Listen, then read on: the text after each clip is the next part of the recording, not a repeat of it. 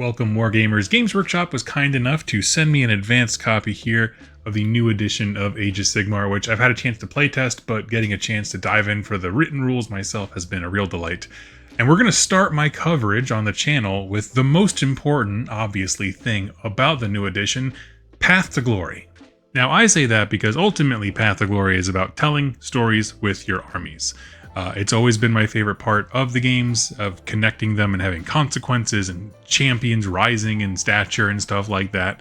It's always been my favorite part of the Games Workshop hobby, and that's even back from Fantasy Battle days. There are a ton of videos online right now regarding, competitive list reviews, people just reading off war scrolls. I wanted something that would appeal to me, content that I would want to see first day, so I hope you're here for it. So in this video, the way I'm going to structure it is kind of in three parts. We're going to start off with an overview of like the cliff notes. If you don't care and you just want a surface level, you'll be out of here in no time. Then I'm going to go through the book. I have a downward cam here. We're going to go through the book page by page, talk about all the different changes and that kind of stuff in more detail. And then at the end of it, I'm going to be building my Path to Glory list for my Flesh Eater Courts, which is a project I've been working on for a bit, and I'm very excited to jump into. Some of us are definitely more like they learn to do by watching, so doing that on camera seemed to be beneficial to a lot of people, the last edition change, so let's just do it. Really quick before I jump in, I do want to say, if you're looking for any kind of Games Workshop stuff, whether it's Scaventide or hobby model supplies, please consider using any of the links in my link tree down below. Every single time you do, big or small, you will save money, which you can see right there on the link. But also it throws a tip in my tip jar that directly supports me, my wife, our cats, the whole channel, and I could not do it without you. And it keeps the channel ad-free, which is great for everybody. Secondly, if you are looking to get into the hobby now and you're very nervous about the next edition and learning the new rules, please go check out Goonhammer. It's a fantastic blog online that is going to have a ton of content surrounding Age of Sigmar because there are some wonderful, passionate writers. Tactics, model reviews, everything. Now, so those of you who are new to the game, coming in with Fourth, Path to Glory is their narrative format, where essentially you're telling the story of your faction game to game to game, and you don't need to have your opponents be in a locked group to be able to do this. You keep track of your story, and this way the various games that you play against just represent the myriad of factions you would bump into in the mortal realm. The way that they articulated this in the past was you have a territory and a stronghold that you're trying to build up. The games that you play accrue glory points, which can be spent to upgrade your stronghold, expand your lands, or add new units. The downside of this became the bookkeeping, because not only are you keeping track of a territory that you control, what lands are underneath it, and the benefits that those give, but also on a unit-to-unit basis, you were keeping track of casualty scores, so units could be depleted. Now, that didn't matter as much on a big unit of 20, but if you had a unit of 3, like say Cryptars, Gorgruntas, you have 2 casualties and that unit is... So there was a lot of bookkeeping and a lot of redundancy. At least it could be. It could be a cumbersome system, but all in all, it did articulate ways for armies to develop over time in various places. So what is it like in 4.0? For those of you who want the TLDR, essentially they've cut out the notion of territories altogether and also casualties in general, okay? So essentially the way it works now is you're going to build a 1,000 point list and keep track of those specific units. You're locked into a lot of stuff. You still, if I'm not mistaken, learn the lores and things like that. I'll have to double check those when we're reading the books. But you lock in a few things, right? Your artifacts, that kind of stuff from your initial list choice. And then the same kind of thing happens where you play games. You get glory points just for playing. You get more for winning or doing exceptionally well. Instead of now tracking glory in its more minute ways and trying to like pick abilities that really lean into the specific units, what happens now is from your initial roster, when you win games and units destroy enemy units, they'll like kind of keep track of their renown. That's the same. So units are accruing renown and experience and evolving over the system. And I like the way they did it. There's just no casualty scores, so 3-man units aren't sad pandas. There's also no need for the redundant cutting a unit out of your list just to replace it with an identical one. The way that you do track achievements, though, is that essentially there are different paths. There's like a warrior path and a wizard path and all these kinds of things. You choose one for that unit, and for the rest of the campaign, as long as they're on your roster, they are moving up that path. So as they acquire experience, you'll reach basically a fork in the road and you get to choose one of 2 perks. Let's say it's warrior rank 1. You'll choose one of those 2 perks. When you get enough experience, you then go to the next rank, you can choose one of those 2. And you record those on your war scroll. So they are accruing things, but they're in a much more guided kind of way, which ends up being, I think, a much more interesting system. The last thing on the quick notes section is they did away with the translation of battle points to glory points. By that I mean, in the old editions, you would say like spend 5 glory to add a unit to your roster that's between 0 and 150 points. I made those numbers up, but that's basically how it worked. There was like an exchange rate. They did away with that. Now the glory points that you receive for victory are much higher. They're like 30 and 40, but those translate directly to the points of a model. So like it's just a much cleaner system, and it leads more into that interplay of a balanced game is good for both competitive players and narrative ones, which is the thing that I would like to emphasize. Those are the big notes. It sounds like they cut away a lot of things, and they did. I'm not going to lie. It is a much smaller section of the book. That being said, I do think that there are more interesting missions in this one. And I do think that the new format system they have with their modules that they've really been leaning into means that they've set up a system that whatever narrative books come in the future have an immense amount of potential. This is the core book for everything, is what has to be able to work with every army. I didn't expect it to be grandiose in scale, but I'm just really impressed with how they set stuff up and left things open to be integrated. Different modules to be used based on locations, that kind of stuff I would expect, or storytelling elements. Maybe in a new campaign book, it'll have, modules for Path to Glory, which would give you new paths to walk, that kind of stuff. There's a lot going on here that I think is awesome in terms of its potential, but on the surface level, it looks like they cut away a lot of the tedium, and I'm here for that. That seems to be a theme of the edition. With that done, we're now going to go to the downward cam and go through the book together. Okay, friends, here we are at the Path to Glory Battle Pack. Now, they did make this core book battle pack its own thing. This is the Ascension Battle Pack. Anything that comes out in a campaign book or something in the future will have its own name, so this is its own system, and I like that. They introduce a few core concepts, the ones that we've talked about before, or that might be familiar to you. You're going to make a roster. It gives you instructions on how to play, some battle plans in here, how the aftermath sequence works, which we'll go through together, and unit paths. This is where you choose your branching experience tree that I talked about before, so we'll talk about those as well.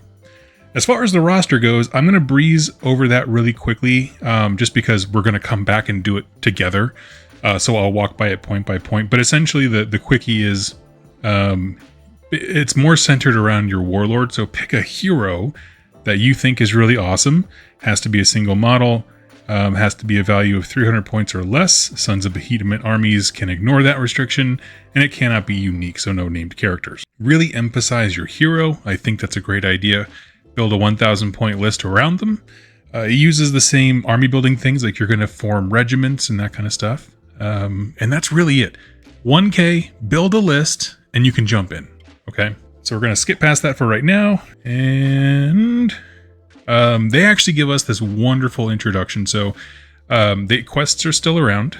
I will end at that. At the end of your list making, you're going to pick your first quest. They still have the same generic ones. I would like to see more made, and I might be making my own fan ones here in the future. But I like this setup. I did like it before. There were just some cheesy ones where, in terms of how glory points were made or whatever, there was some obvious choices and some weird losers. But we'll get through those together. There's a wonderful spread in here of basically a faux Path to Glory battle where they had a few games in-house and then recorded them on a map in Thyria. I'll let you guys read these through, but essentially it's just all kinds of cool narrative captions of what happened. Now, because it is its own battle pack, it does have its own setup instructions, so that's going to be here as well. And it's the stuff you're used to, right? Pick your armies. The way it modifies things is instead of do not pick a lore for your army. Instead, your spell lore, prayer lore, and manifestation lore are those on your Path to Glory roster. Right, makes sense. It goes through the measurements of the board, the different battle plans you have. This is all the basic rules and setting up the table stuff. As for our battle plans, we have the Ruined Settlement. So one army rocks up on another.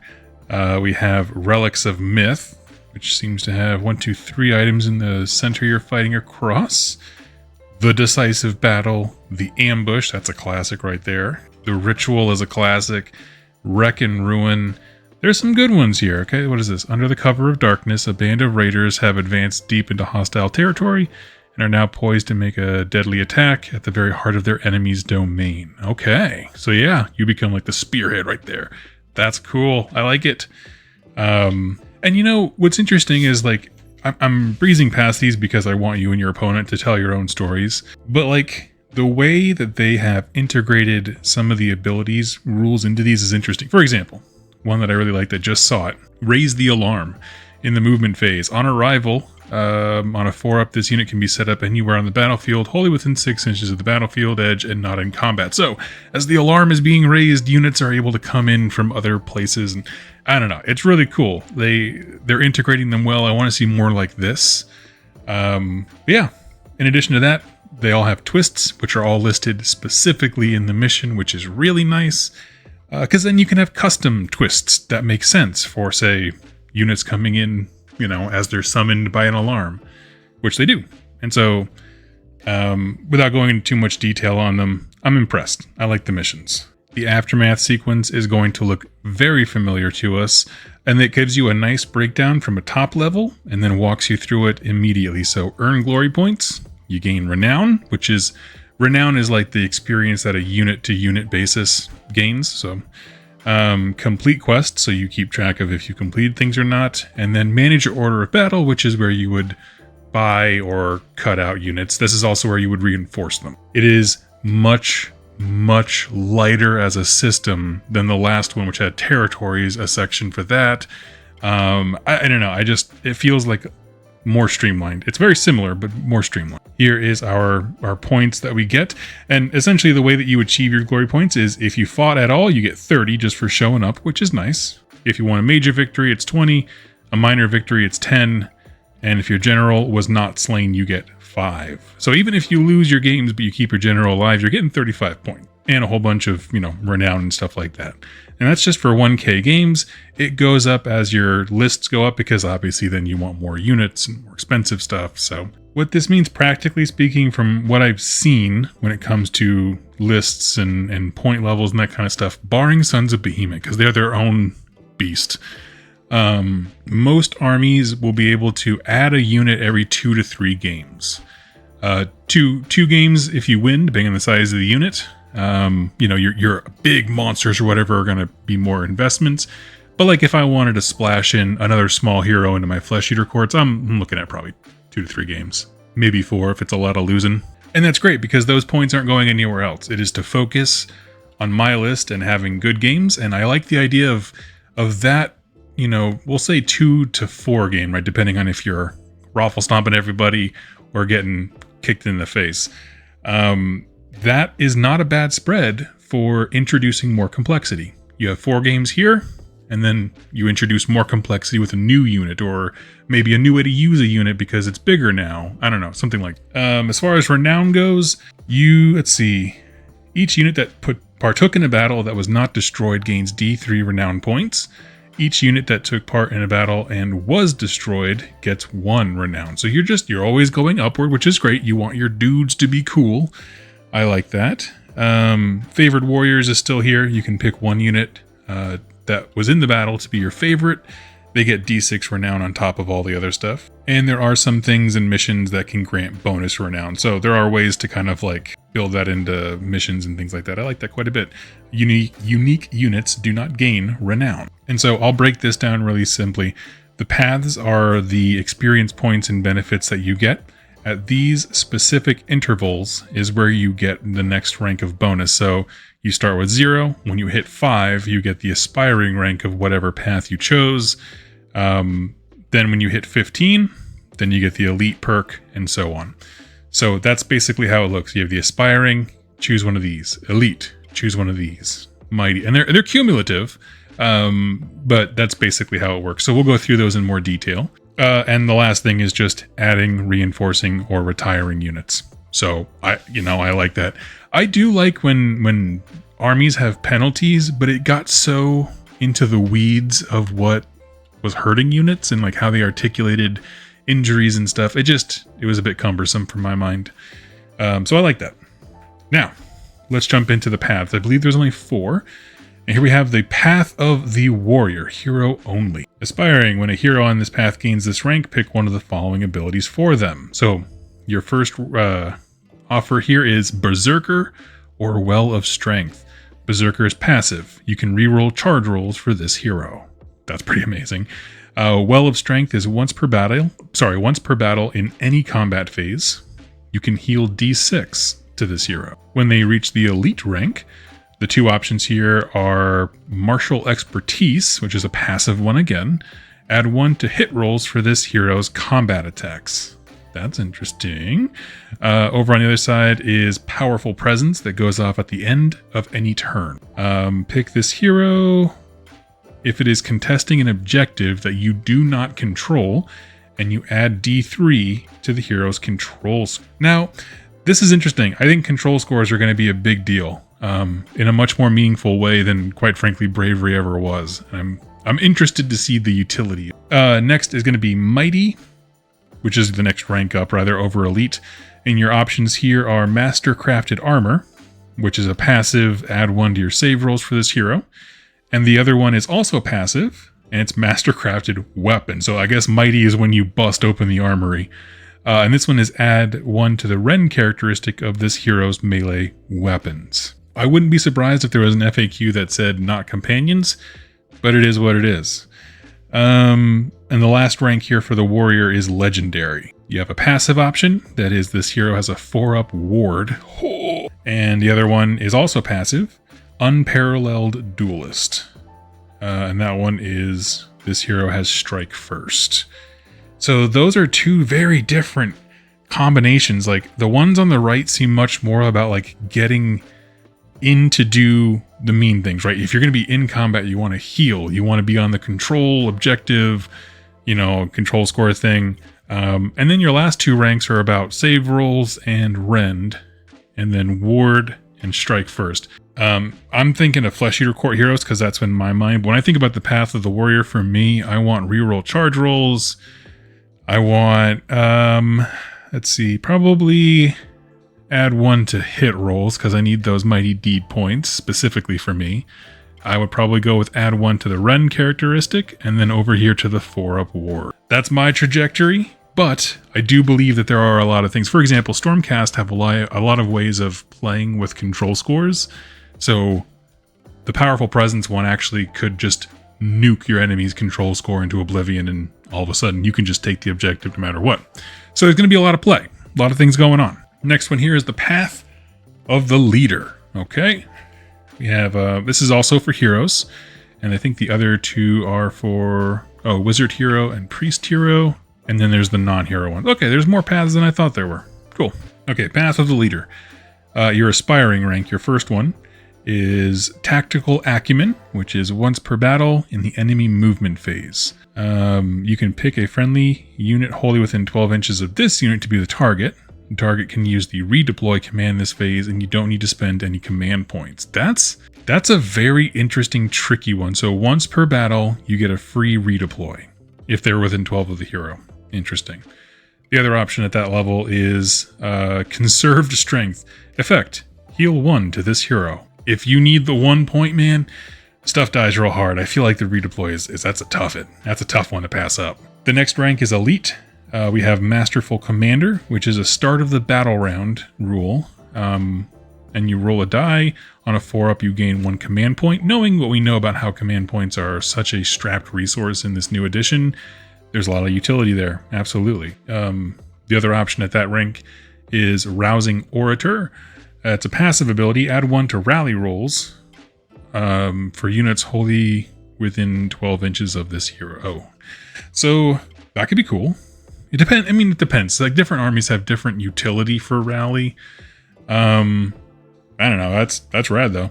The next one is Mighty, which is the rank, and then the 2 rules you have access to are Defender of the Realm, which is a passive ability. This hero has strike first while they're wholly within friendly territory. And the other option is also passive, and it's Hardy Constitution. Add 1 to the health characteristic of the hero. And the last rank of Legendary. The first option is a passive ability, destined for greatness. you get a 4-up ward. I mean, that is a suitable champion level reward. I'm here for that. The other one is a passive ability as well called Inspiring Leader. Add 3 to the control scores of other friendly units while they're contesting the same objective as this hero. Keep in mind, these are hero and not warlord, so if you have a hero and then immediately invest in getting another hero, they can start accruing things, and so all of a sudden you can add D3 to this guy's control score, and it adds more if they're with near this guy, as someone like, if you're playing Skaven, Gloomspite Gits, Flesh Eater Courts, Fire Slayers, anything with cheap heroes. This is fun. It just is. The next one here is the Path of the Mage. Their aspiring level at the bottom. You get a choice between Dedicated Practitioner, which is a passive ability, gives you +1 to your casting rolls. Great start, great flat rule. The other one is Eldritch Ward. It's also passive. If a casting roll of a 10-up is made for this wizard, they have a ward 5-up until the start of your next turn. That's interesting. So a good roll means you also get a shield about you. That's new. The next rank is Elite, and your options here are Mystic Shield. Oh, interesting. So for the Path of the Mage, your 2nd and 4th ranks are actually spell choices. I adore that, if I'm totally honest with you. It almost makes me wish that they... Yeah, I guess adding the different modifiers to the weapons and armor or whatever for the warrior path is kind of the equivalent, but I like the idea of like a whole new thing being added to the war scroll. I would have been down if like a weapon profile was added or something. That could be cool. Regardless, I'm sorry. The first spell option is Mystic Shield. Pick a visible friendly unit wholly within 12 inches of this wizard to be the target, then make a casting roll. It rolls on a 6, and the target has a 6-up ward this turn. Your other option is Arcane Conduit. Make a casting roll of 2d6. The cast goes off on a 3. Until the end of the phase, add 1 to casting rolls for friendly units. That is going to matter immensely depending on your army. So, but, it's a way for minor heroes to then have some means to boost the rest of things. I think of like Tzeentch with like the Orgroid Thaumaturge. I don't know if he's a spellcaster, but like, those kind of like minor wizards where they're not going to do a thing. But if you give them this, then they can like Scottie Pippen set up, the actual wizard to come in like Jordan and slam stuff. That's my only sports reference. I'm sorry. But you know what I mean? Like kind of, you can use them for something. I like that. It doesn't work for everybody, but I like it. The next rank is Mighty, and your options here are Magical Might, which is once per phase, it's a reaction, and only when this wizard successfully casts a spell. Okay, so you cast a spell, it works. Your ability is you heal D3 to the wizard. I like that. That's a great rule. Every time you successfully cast, you heal D3 wounds. The other one is Arcane Familiar. It's used by this wizard, and this is also once per phase. It's a reaction. You declared a spell for this wizard. You get to reroll one of the dice in the casting. So you get 2 reactions here. You can either heal yourself as you go or get one die reroll in a casting spell. That's cool. I imagine there are some armies that can already do things like this, so it's a matter of what syncs best. And their last rank is Legendary. And again, another set of spells for you. And the first one is Eldritch Cataclysm, which is the best. Pick a enemy within 15 inches of this wizard to be the target, then make a casting roll of 2d6. You're looking for an 8. If it goes off, roll a dice for each model in the target unit. For each roll of a 4-up, inflict 1 mortal wound to that unit. So that's pretty awesome. Especially if you maybe have a reroll of 1 die in there. That could be cool. The other option you have is Sunder the Earth, which just sounds incredible. Also goes off on an 8. Pick a point on the battlefield within 18 inches of this wizard, and then make a casting roll of 2d6. Effect, draw a line between that point and the closest point on the wizard's base. Inflict D3 mortal damage on each unit the line crosses, and then roll for each of them. Could be devastating. And remember, in this new edition, terrain and endless spells can take damage. So you can shoot at a wildwood through the Sylvaneth army and hopefully hurt a whole bunch of it. I assume. I don't know. I haven't read the Wildwood rules yet to know if you can shoot at them. But you know what I mean? That kind of idea is like you can interact more with the board. So having these things where you can draw lines and hurt a bunch of stuff, I like that. Last up for the hero paths is the Path of the Devout. Has to be a priest hero. Your aspiring level, you get a choice between Focused Meditation, which is the priest gains D3 ritual points at the deployment phase. Now that's actually an interesting thing, right? Because it happens in the deployment phase, they gain ritual points, but they haven't declared what ritual they're doing yet. So I feel like this should actually be rewritten to affect in the hero phase, your first hero phase. When you choose your whatever first spell lore, you immediately gain D3 ritual points for it. This is confusing, but understood. The other option you have, I mean, it's understood between you and your player, right? I'm just nitpicking, but so you can get more ritual points to start off, or a passive ability, Divine Blessing. Your priest gets a ward of 6 up. It's going to matter army to army, but it is what it is. Now your next rank is Elite. When a hero on this path hits this rank, you can choose between Righteous Conviction, which is in your hero phase, and just like with the mage path, this one gives you a prayer at the 2nd and 4th rank. So here we are at the 2nd rank here, Righteous Conviction, make a chant roll of d6, it goes off on a 4. Pick a visible friendly unit wholly within 12 inches of this priest until the start of your next turn, add 1 to wound rolls for combat attacks made by that unit. +1 to wound is great. The other option is Resurrection, which goes off on a 7. You're still making a chanting roll of d6. Pick a friendly infantry hero that has been slain, return it into the battlefield, and set that hero up wholly within 3 inches of the priest. That's incredible. Obviously, you don't want to be using it all the time, but being able to get your hero back before the end of a game is pretty nice. 3rd rank is Mighty, and you get a choice between Master of Ceremonies, which is a passive ability. Each time you make a chanting roll for this unit, you can roll 2 dice and pick one of them to be the roll, which is wonderful. That's a fantastic roll. The other option is Hallowed Champion, which is also passive. And it's that friendly units have a ward of 6 up while they're within wholly 12 inches of the priest. So he gives an aura buff now. And the last rank is Legendary. And again, this is another choice between 2 different prayers. The first one is Ritual of Death. Make a chanting roll of d6. You're looking for a 6. Or 6 ritual points, rather. Inflict 1 mortal damage on each enemy unit on the battlefield. Holy smokes. Inflict d3 mortal damage instead if the chanting roll was a 9 or more. So you can just hurt everybody if you let it go off on a 6, but if you wait until it cranks up to a 9, you then do d3 mortal damage to every boss. And you're choosing between that and the Ritual of Life. Okay. This one actually goes off on an 8, so it has a much higher base kind of cost here. You're still making a chanting roll of a d6. Pick a friendly unit on the battlefield to heal 1. Heal d3. Pick each friendly unit on the battlefield. Okay, so you heal 1, heal d3 instead if the roll was a 9. So you already have an 8. Just wait till you get 9 just to do d3. But, it's the same thing. Instead of hurting everyone, all your enemies, you're healing all of your units. As a Flesh Eater Quartz player, that is very appealing to me because I like horrors and the Morbeg Knights, which are multi-wound. I like that a lot. Now we have 2 paths left, and these are for your units. So they're a bit more vague because units can be very esoteric.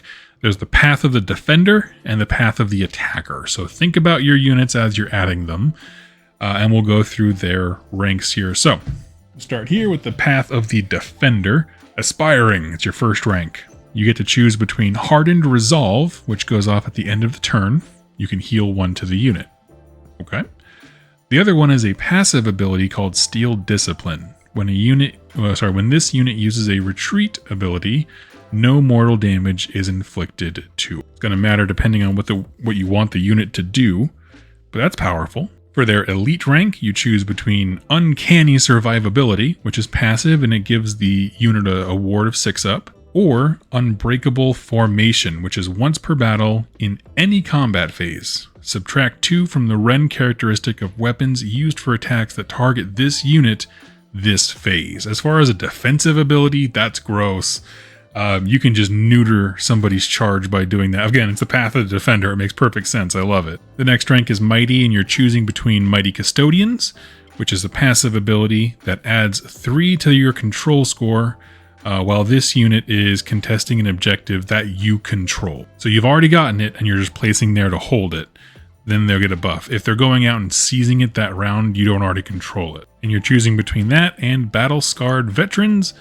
Before allocating damage points to this unit, remove 1 damage point in its pool. That definitely adds up, especially if you are dealing with multi-wound or very defensive units where not a lot of wounds are getting through already.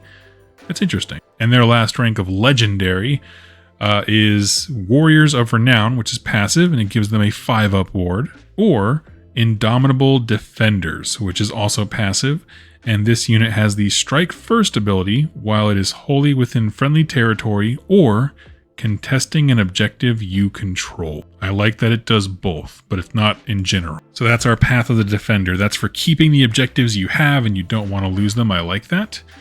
And I like how it's kind of divided into defender in a different kind of context, right? Some of them just make the unit more defensive, and some of them make it more defensive in its army use, right? Of like the controlling objectives and being able to retreat. Like those aren't necessarily, making the unit itself more strong, but it's a gameplay kind of defensive. And I like that there's both articulated. Now let's see if they do the same on the attacker end. For their aspiring rank, we have full on attack, which is once per battle in any combat phase. Add 1 to hit rolls made for this unit. Okay, and you're choosing between that and Battle Fury, which is a passive thing, and you can use this, this unit can use charge abilities even if it used a run ability in the same turn. The value of that's going to depend on how big of attacks you can make. Those are both great. The next rank is Elite. You have a choice between Hunter's Eye. Once per battle in the deployment phase, you declare an enemy unit. That unit gains the Quarry keyword. Add 1 to wound rolls for attacks made by this unit at that unit that they target a Quarry unit. So that's pretty amazing. And you're choosing between that or Monster Killers, which is passive. Add 1 to the damage characteristic of this unit's melee weapons that target a monster. I like that a lot. The next rank is Mighty. You're choosing between Mighty Conquerors, which is passive, which is add 3 to the control score of this unit while it's contesting an objective controlled by your opponent. So this is a go get 'em kind of a thing. I like that. And it makes a perfect foil to the other one. And you're choosing between that or Frenzy, which is this unit has a ward of 5-up if it used a fight ability in the same phase, which I like quite a bit. My mind immediately jumps to Lumineth, who can like have 2 units fight, so you can trigger this and get people their wards before they get punched back. And their last rank for Path of the Attacker is Weapons Master. It's a passive ability, add 1 to the attacks characteristic of this unit's melee weapons, or Honed Gear, which is also passive, and you add 1 to the rend characteristic of the melee weapon. And really all it comes down to is, choosing your starting units, putting them on the roster, your starting quest, and then choosing a path for each one of them. So what I'm going to do now is move back to the downward cam, and we're going to go through specifically the roster building part of things, and we're going to build the roster together. Because choosing spells and stuff is a little bit different. So yeah, we'll go through that together. And here we are ready to build our army roster. Sorry about that. Here is what the Path to Glory army roster looks like. This is all information about your army as a whole, as well as your quest log and your hero, your general leading it. And then your Arcane Tome. This is where you'll fill in the different spells that you learn across the entire campaign. One thing I like is they actually have this shield here that is for you to design your own heraldry. I like that. That's a nice touch. And then the second page is just literally ways of listing out troops, nothing too fancy here. So as I said, let's go through this one by one. We'll just work together through it. So number 1, pick your faction, your warlord, and your warlord's path. Okay, so we talked about these before. The army name I have is going to be the Knights of the Hallowed King. My realm of origin, I'm actually going to put Gur. Now that it's not dominating the artwork and I've had time to absorb the Cubicle 7 lore, I actually like Gur a lot more than I did before. Glory points, we're going to start with 0, just because we're starting the campaign. Faction, Flesh Eater Courts, and my battle formation is going to be Lords of the Manor. That's all information at the top there. Now we're going to pick our actual warlord, as they said here. So the War Scroll. Actually, so for my leader, I'm going to have her name be Lady Hagatha Gorecry. Her War Scroll is going to be an Aberrant Ghoul King. I actually plan on using the female leader ghoul model that came in the Underworld set because I adore that model so much. Your Path to Glory campaign tells the tale of a rising champion and the warriors that fight under their banner.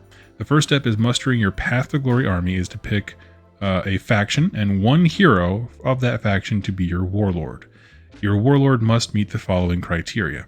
Single model, it must have a points value of 300 or less. Sons of Behemoth are allowed to ignore that restriction. And it cannot be unique, so no characters. Your warlord's path.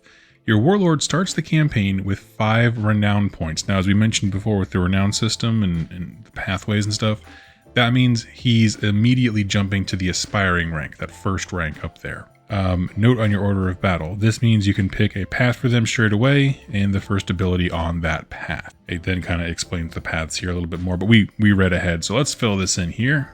I'm going to have him, Hagatha here, be on the path of the leader. That's how I see her narratively. Now we're going to jump over to those paths. And again, I hit 5 glory or whatever renown, so I hit aspiring rank. I get to choose between these 2 abilities. And let's see. Friendly unit, wholly within 12 inches of this unit can be the target. You can use the redeploy without needing to spend any command points on it. I'm going to go with that. She's coordinating knights. They would have quick reaction time, right? So path ability, that is tactical acumen is what it's called. She is going to be rank aspiring. Renown, she hasn't earned any yet. That's all right. So we've done this. Here, add your starting units. On your Path of Glory roster, you will find an order of battle. That's the next page here that I've been working on. This is a list of all your units on your Path to Glory army. The next step is to populate your order of battle with units. To do so, simply pick units from your army's faction and add them. At the start of the campaign, the combined points value of all the units in your army, including your warlord, cannot exceed 1,000. So we have a starting baseline of 1k. I approve. Let's add them real quick. I did the math offline, so I'm just going to fill them in here real fast. And boom, they are. So we have my Aberrant Ghoul King in charge. Below them is a Crypt Haunter Courtier. I haven't decided on names for all these things. I think I might have a story competition about names or whatever. But I have a Crypt Haunter Courtier, as my second in command. I have 2 units of Reinforced Crypt Horrors. Because again, I'm knights, we're crusading, and then Crypt Guard to kind of keep my heroes protected in the back line. Just to have some noble peasants there ready to, noble peasants is kind of an oxymoron, but you know what I mean? People there to kind of shore up the numbers a bit. So we got our units added. Next one here, pick your starting enhancements and lore. So for that, we're going back to this page here, okay? The first thing we're going to do is pick our enhancements. Pick one enhancement from each enhancement table in your army's faction rules and give it to an eligible unit. So this is just like building a legal list. Actually, I'm going to use this one. So for example, for our enhancements for Hagatha, I'm going to give her the Cruel Taskmaster heroic trait. As far as items go, I'm going to give my courtier the charnel vestments, which lets him act as a priest. So we have our lady, we have her grand council, like a bishop right below her. The knights are all around him. They got some protection. I like. But let's talk about lures. Okay, that seems to be a big theme in the current era of AOS here. So in Path to Glory, instead of picking a spell lore, prayer lore, and manifestation lore, when you muster your army, your Path to Glory roster instead has spell, prayer, and manifestation lores. These guys, your Arcane Tome is listed here. These are custom lores that will be populated with spells and prayers from other lores of the same type as your campaign progresses. Your lores are found in the Arcane Tome section of your Path to Glory roster. The first time a wizard is added to your order of battle, you can pick one spell from a spell lore that you have available to your faction, plus one spell from a manifestation lore available to your faction and add them. Okay, so I'm looking at my list here. I have one Aberrant Ghoul King, that is one wizard, so I get to add one spell and one manifestation. So for spell, I'm going to add a Deranged Transformation, and then manifestation, I'm going to put the Corpse Mare Stampede. Again, we're knights. If you guys don't know, my army's painted as Hallamorn. It's knights that went crazy when they ate their horses. And so I like the idea of the endless spell being the horses coming back. The next thing is your starting prayer. It works the exact same. It's just you pick one prayer that you have access to, and one prayer manifestation. So if you're a faction that has to pray your manifestations into existence, that's how you would do that. For my prayer, I'm going to go with, let's see, Charnel Conviction. This has the chance to give, all right, there we go. We have my starting roster there. We added our prayers and stuff like that. You'll be able to achieve more as you go through your various. Our next section here is section 4, pick your first quest. The final step is to pick a quest for your army to embark on. A quest is a goal your warlord is currently trying to achieve, and you'll be able to complete it by doing certain things in your Path to Glory battles. As you progress through your campaign, you'll be able to complete many different quests, so to begin with, choose a reward that appeals to you most. Once you've chosen your quest, write it down in your quest log, which will be right here. And this is all stuff that's the same as the previous roster. Basically, I'm going to shorten it because it's a lot of gibberish and rules lingo, but essentially, pick a quest. They all have their rewards kind of outlined for you, and you're going to keep track. They have qualifiers of like, do this thing and you get a quest point. Once you have the amount of quest points, I believe they're all 3 or more for the ones that require them, you get the item that you were searching for, meaning you've achieved the quest. So you're just kind of keeping track of how many of these objectives you achieve throughout your games to see if you get the item. So for the 6 that we have access to, when it comes to the core rules, okay? So like looking for an artifact. At the end of each of your turns, you can pick a friendly hero that's not within friendly territory, is not in combat, and is within 1 inch of a terrain feature. If you do so, roll a dice. On a 4-up, that hero finds a clue and you gain 1 quest point. Once you've gained 3 or more quest points, you complete the quest, and when you do so, you can give 1 artifact of power to an eligible hero on your order of battle. So again, your trigger is you have to have heroes who are searching terrain. Once you've accrued enough of those quest points, you're given the item. The next one, Master of Magical Lore. Each time you make a casting roll of 8 or more for a wizard, you gain a quest point. Once you've gained 3, you can complete this quest. When you do so, you pick a spell and add it to your roster. I like that a lot.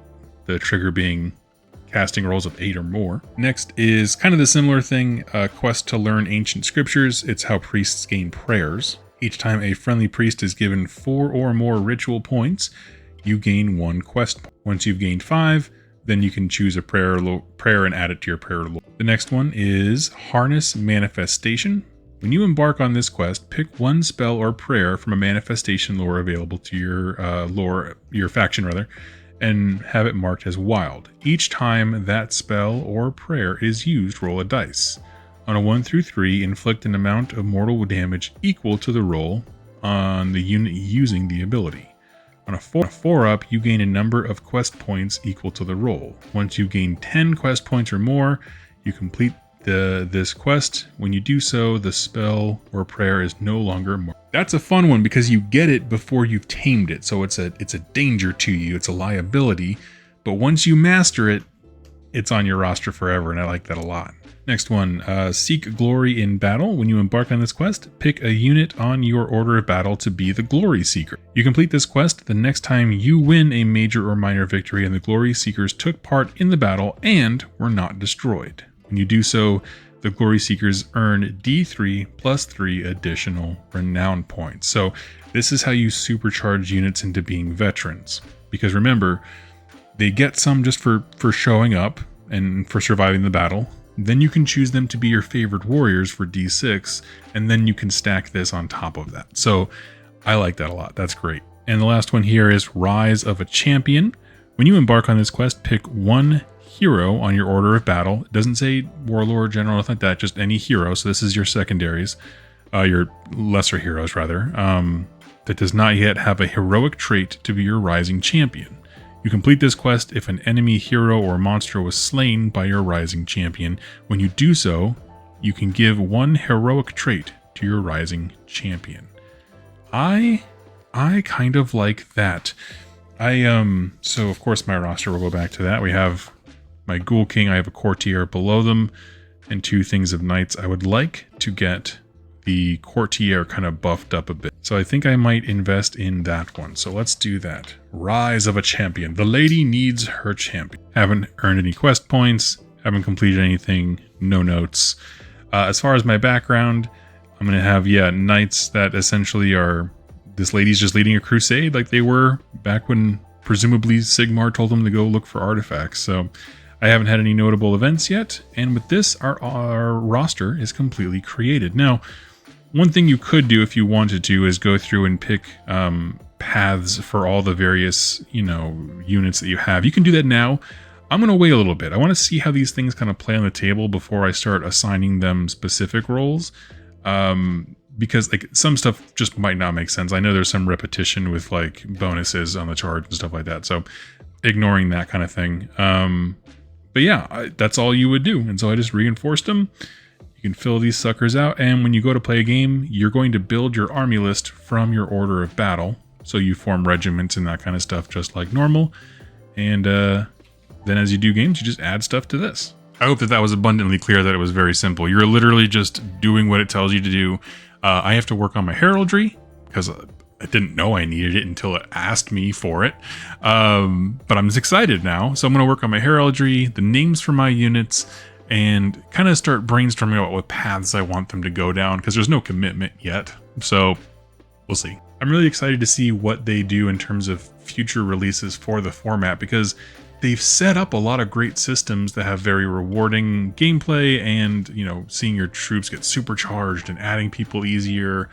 There's less minutia. Like, I'm excited for it. I just am really anxious to see the next thing that makes this like... Anyway, friends, I hope that you had fun in hanging out with me and got to see a little glimpse into what I am cooking over here. But thank you so much for hanging out. If you consider, picking up Age of Sigmar, the next edition, and you want to learn more about it, please subscribe to the channel, because I'll be talking about it here for quite a bit. And I'm just happy to have you on the ride. So thank you so much for hanging out. We'll chat then. Happy wargaming.